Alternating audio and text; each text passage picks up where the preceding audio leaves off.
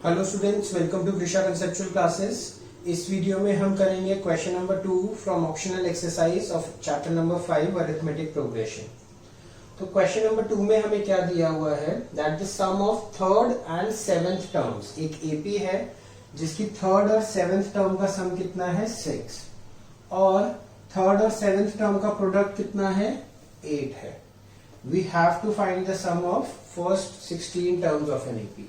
तो सबसे पहले जो हमें फाइंड करना है हम उसके बारे में लिखते हैं। We have to find S n for n is equals to 16, right. S n की वैल्यू निकालनी है हमें, find the sum of first 16 terms. तो फॉर्मूला क्या होता है हमारा, n upon 2a plus n minus 1 into D, ये हमारा फॉर्मूला होता है। अब देखो हमें n की वैल्यू तो गिवन है, अब अगर हमें इसकी वैल्यू निकालनी है तो हमें क्या पता होना चाहिए, we should be knowing the value of a as well as the value of d। वो वैल्यूज कैसे निकलेंगी, from the other information that is given to us in the question. क्या इंफॉर्मेशन गिवन है, हमें गिवन है सम of third term, मतलब a3, will write according to question a3 plus a7। Sum of third and seventh term of an AP is 6. So we are given with a3 plus a7। Value substitute करेंगे, a3 की value क्या होगी a plus 2d plus a7 की value क्या होगी a plus 6d। This is equals to 6 given to us. Brackets open करेंगे, add करेंगे 2a plus 8d is equals to 6। 2 common आ रहा है, 2 times a plus 4d is equals to 6।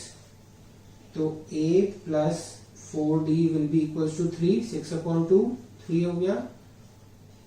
चलो यहीं पर रुकते हैं अब हम, ठीक है। This was given to us in the question.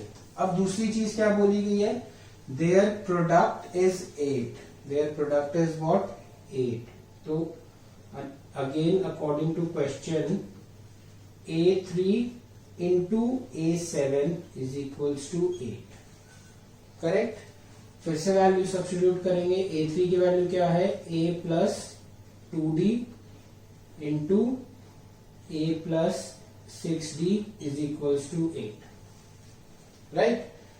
अब अगर हम इन दोनों को मल्टीप्लाई कर देंगे तो एक बहुत ही कॉम्प्लिकेटेड इक्वेशन आ जाएगी, which will be involving A squares, D square and A D. ये वाली टर्म्स इन्वॉल्व होंगी। तो हम क्या करेंगे, जैसा कि हम क्वाड्रेटिक इक्वेशन में सॉल्व करते थे, we will find the value of A in terms of D in this equation. क्या वैल्यू होगी ए की, A will be equals to 3 minus 4d, right. 4d को हम राइट हैंड साइड ले गए तो a is equals to 3 minus 4d।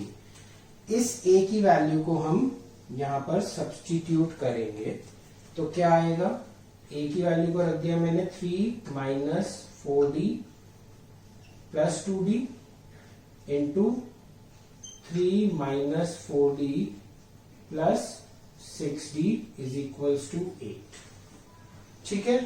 Substitute कर दिया। सबसे पहले ब्रैकेट सॉल्व करेंगे, फिर मल्टीप्लाई करेंगे। तो this is 3 minus 2d into 3 plus 2d and the value is 8। तो a minus b into a plus b, formula बन गया a square minus b square, सबको पता हुआ है। तो 3 का स्क्वायर माइनस 2d का whole square will be equals to 8। 3 का square is 9 minus 4d square is equals to 8। 9 को राइट हैंड साइड ले जाएंगे, minus 4d square is equals to 8 minus 9 minus 1। Minus से माइनस कैंसिल हो गया।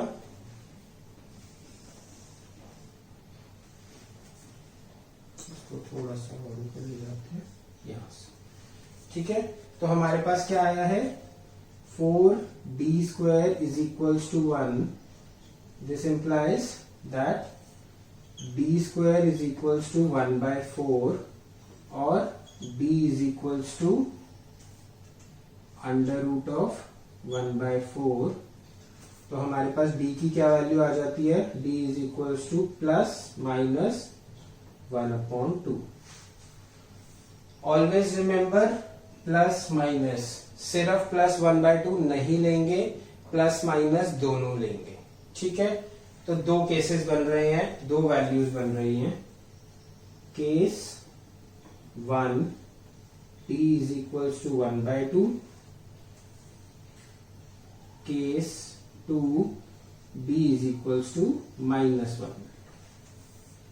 ठीक है, अब जब हमारा d इज इक्वल्स टू 1/2 है तो हमारे a की वैल्यू क्या आएगी, a is equals to 3 minus 4d, this is equals to 3 minus 4 into 1/2, cancel करेंगे 3 माइनस 2, तो a is coming out to be 1। Okay, case 2 के लिए सॉल्व करेंगे, a is equals to 3 minus 4d, that is 3 minus 4 into -1/2, तो ये हो गया a is equals to 3 minus -2, तो 3 plus 2, a is equal to 5 आ गया। तो हमारे पास दो केसेस हो गए, पहला केस ये है, दूसरा केस ये है। पहले केस में d की वैल्यू 1/2 है, a की वैल्यू 1 है। दूसरे केस में d की वैल्यू -1/2 है और a की वैल्यू 5 है। ठीक है, अब हमें क्या निकालना है, we have to find the sum of first 16 terms.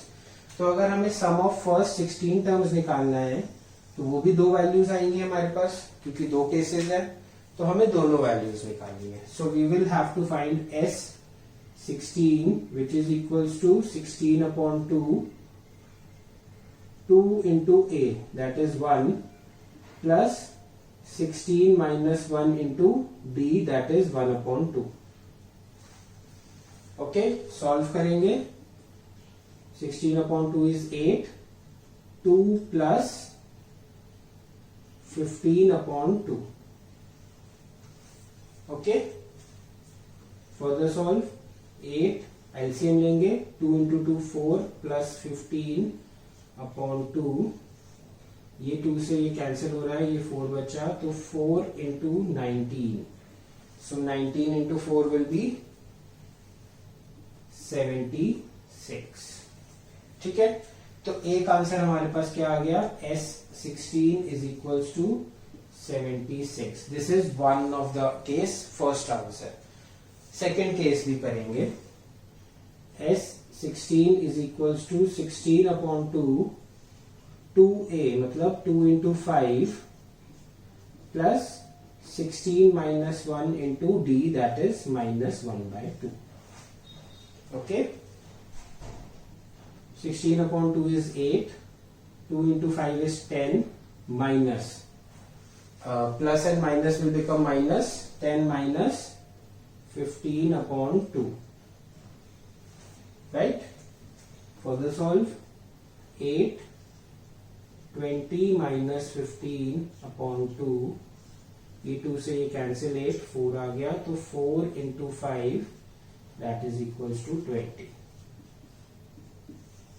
तो बेसिकली कहने का क्या मतलब है क्वेश्चन का, कि जो ये कंडीशंस हमें दी गई है कि थर्ड टर्म और सेवेंथ टर्म का सम 6 होना चाहिए और प्रोडक्ट उनका 8 होना चाहिए, इस तरह की इस कंडीशन को सेटिस्फाई करने के लिए दो एपीज बन सकती है।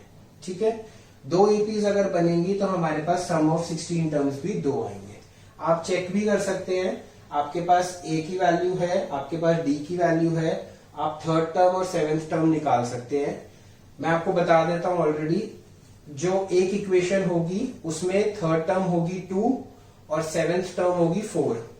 जो दूसरी इक्वेशन होगी उसमें थर्ड टर्म होगी 4 और सेवेंथ टर्म होगी 2। ठीक है, तो वैल्यूज ऊपर नीचे ही आ रही है, लेकिन उससे एपी बिल्कुल बदल जाती है।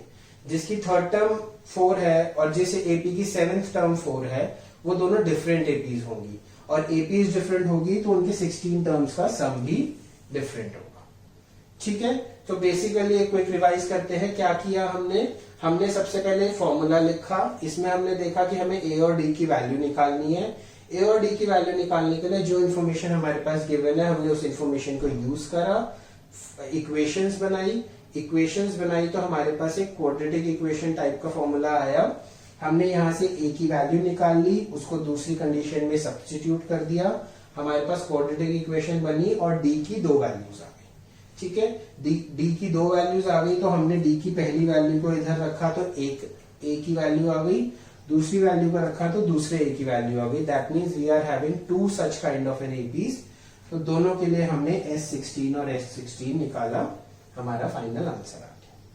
ठीक है, सो आई होप कि ये क्वेश्चन आपको अच्छे से क्लियर हो गया होगा। Okay, keep watching our videos for more updates on this exercise, that is optional exercise of chapter 5 arithmetic progression. Thank you.